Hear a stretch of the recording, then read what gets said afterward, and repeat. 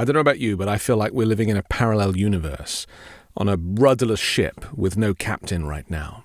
Vice President Kamala Harris appears to be in hiding from the American people. As the de facto representative of everybody that didn't want Trump to win, I'd be happier if she was making speeches every other day, guiding us, advising us, and supporting our emotional needs during this constitutional crisis. And it is exactly that.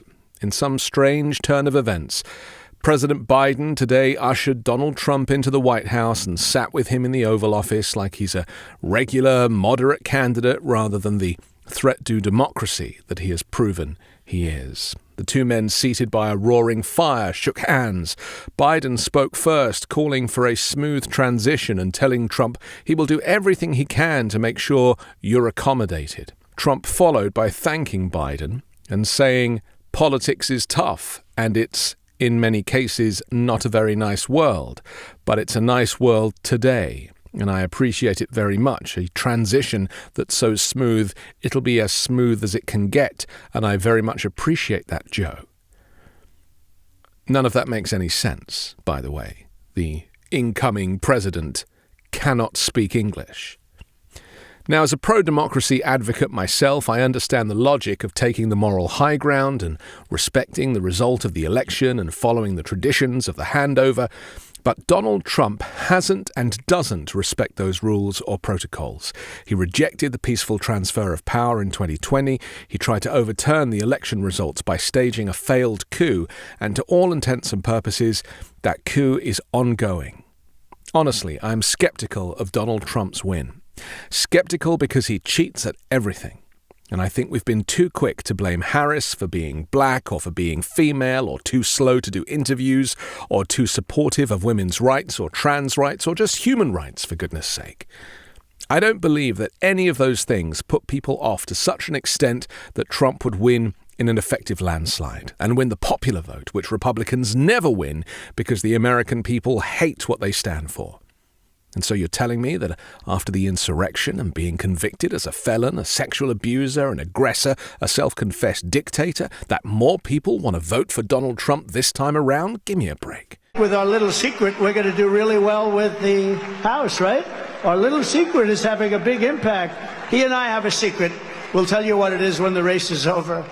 Harris should be demanding a hand recount in all states, not just swing states. None of us were expecting her to concede within 24 hours. There is just too much at stake. And let's talk about how Trump has forfeited his oath of office before he even gets inaugurated. He's required to say, "I do solemnly swear that I will support and defend the Constitution of the United States against all enemies, foreign and domestic, that I will bear true faith and allegiance to the same, that I will take this obligation freely without any mental reservation or purpose of evasion, and that I will well and faithfully discharge the duties of the office on which I am about to enter, so help me God." Except he's been on the phone with Vladimir Putin, sending him COVID testing machines, buddying up with Kim Jong and Viktor Orban, and threatening NATO with Russian aggression. He failed us during COVID, he wants to shut down the Department of Education, and he's putting a climate change denier in charge of the EPA. And he's banning Muslims and abortion. The Insurrection Act of 1807 is a United States federal law that empowers the President of the United States to deploy the U.S. military and federalized National Guard troops within the U.S. in particular circumstances, such as to suppress civil disorder, insurrection, or rebellion. Trump is the insurrectionist. We watched it happen on TV. So did he. So how was he even allowed to be on the ballot? Senator Elizabeth Warren has accused Trump's transition team of breaking the law after reports surfaced that it missed a required deadline to file an ethics pledge with the Biden administration. As part of the Presidential Transition Act, Trump is obligated to submit various agreements, including an ethics pledge to access national security resources and information to facilitate a smooth transition. Reports show that Trump missed submission deadlines on September 1st and October 1st, and the paperwork still has not been filed, according to Representative Jamie Raskin. Apparently, the delay revolves around the ethics agreement, which the Presidential Transition Act mandates. This agreement requires the incoming president to establish and enforce a code of ethics during the transition.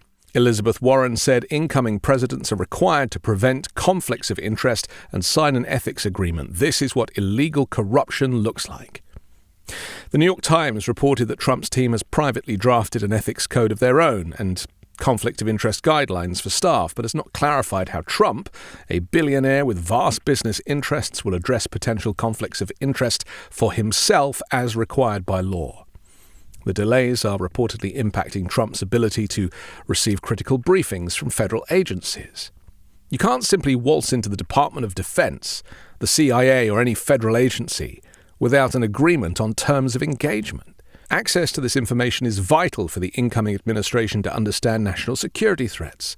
Jamie Raskin said that Trump's delay may be partly motivated by a desire to bypass fundraising rules limiting private contributions to transition activities and a general aversion to ethics requirements meant to prevent conflicts of interest.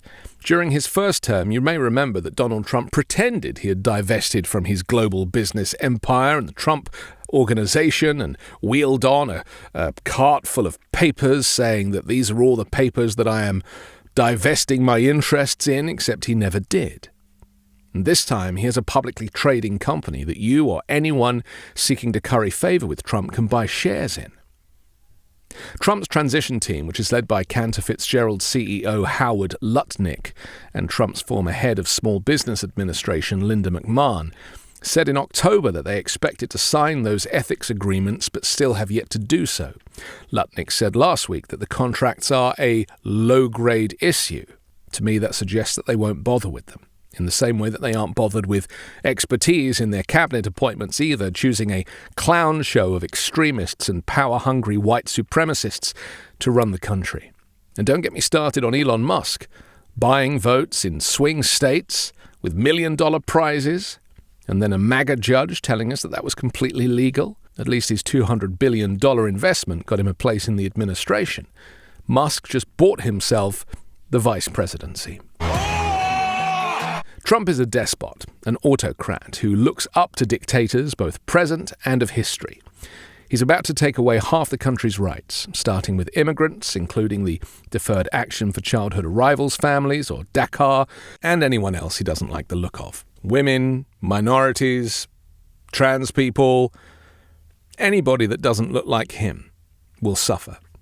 And today, President Biden shook his hand, normalized his presidency, and put us on a path to American carnage.